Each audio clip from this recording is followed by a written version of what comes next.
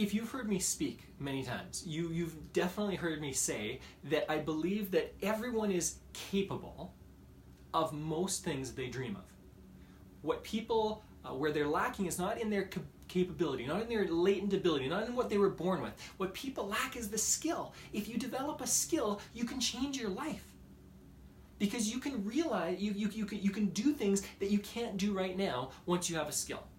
I'll give you a really quick example. This is a ridiculous example, but bear with me, okay? I love backcountry camping. And I've been fascinated that people at one time, human beings at one time, were able to start fires without a lighter or a match or a bunch of paper or gasoline poured on something. And I went like, if everyone could do this, if there was a large group of people, then it's a skill that people can gain.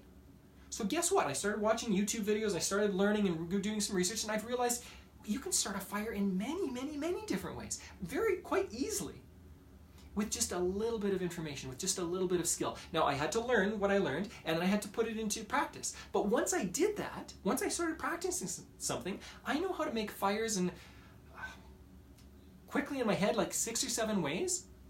6 or 7 ways that do not start with a match or a lighter. That do not start with fire. And it all took a bit of time and energy. So today what I want to give you is a skill set that you can utilize to become better at relationships. Now, what do I mean by relationships and what do I mean by better? What I mean is that any kind of relationship you have, friends, family, intimate partners, sales, clients, colleagues, bosses, getting jobs, whatever it is. I'm talking about influencing people and engaging with people. That's the difference it can. That's who it is, and that's the difference it can make. Okay? Influence, engagement, going deeper with people. Do you want that? Do you want to have better relationships with people? Do you want to go deeper with people? Do you want people to share more with you? Do you want to influence people more? Whether it's helping your kids eat more broccoli or go to sleep at the right time or do their homework, or whether it's influencing your partner to explore who they are and become more of who they could become, or influencing a client or a customer to buy because it fits them and it works for them. Not manipulation, influence. Do you want that? If the answer is yes, then I want you to start learning this 3-step method. This is just the basics today. This is not going to give you everything you need to know, okay? If you want more on this, contact me. I mean, look at my website. Ask me any questions about whether I've got a program that can teach you this or do some one-on-one coaching with you, okay? But here's the 3-step process. You need to become better at asking questions. I'm going to repeat that. You need to become better at asking questions. Influence is not about talking at people. It's about having them convince themselves about something. Those are the best influencers, okay?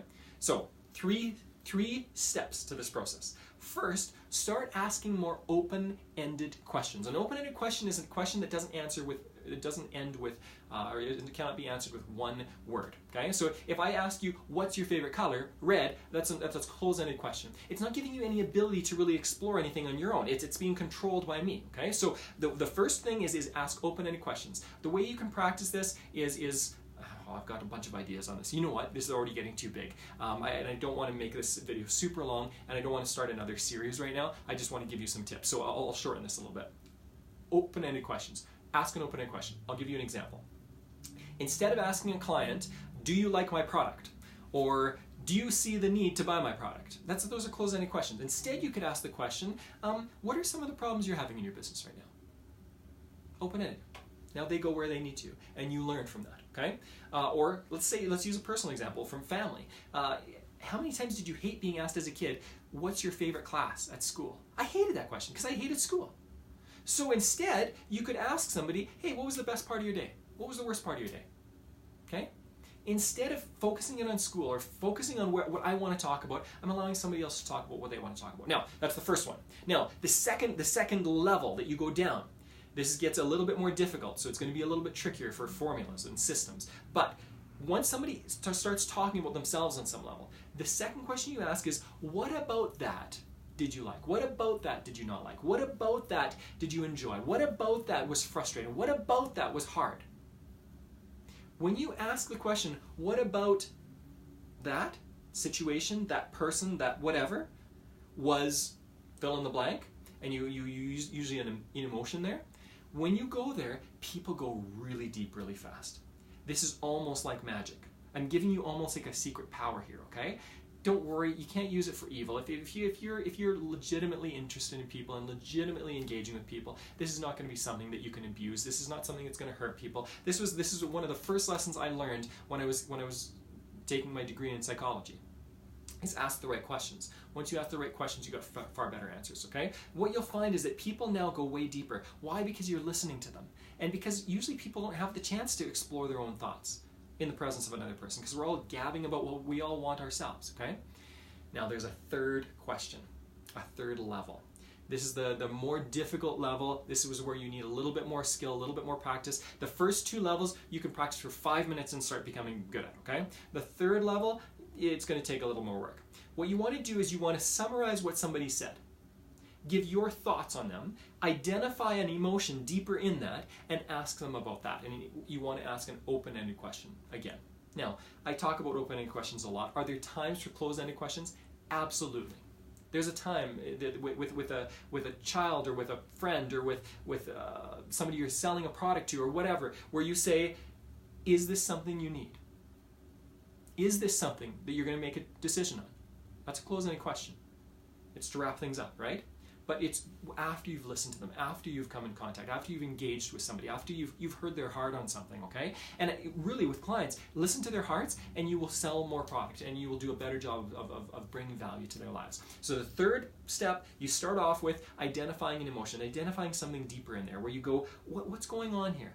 And actually that's one of the questions you can ask for the third level. You can say, what do you think's going on there? What do you think's happening in here? What do you think you need? So those are 3 questions that you can use in that third level. But again, you're making it open-ended. You're starting with a summary. You're starting with a guess of like, it sounds like this is what's happening. And then you ask the last question. So what do you think you need here? What do you think is most important? What do you think what do you need from me? Whatever it is. When you ask that third question, you're going to go deep, deep, deep with people. I want you to experiment with this, okay? As like I said, with any skill, like I talked about fire making, it's fairly simple. It's fairly simple and easy to start a fire with no matches or lighter. You need some skill, you need some ability, but it's not all that hard once you have that. In the same way, when you think through these questions, it might seem really daunting to you right now. Like even more daunting than rubbing sticks together to make a fire, right? But once you practice this a little bit, once you utilize this a little bit, you can get better at it quite quickly. If you want help with this, if you want deeper help with this, where we can take your sales to the next level, we can take your relationships to the next level, contact me and we'll talk about it more, okay? But even with this, even with just these 3 questions that I've given you in this short format, what I want you to do is practice and enjoy the process. And you will find that you're going to grow really, really quickly.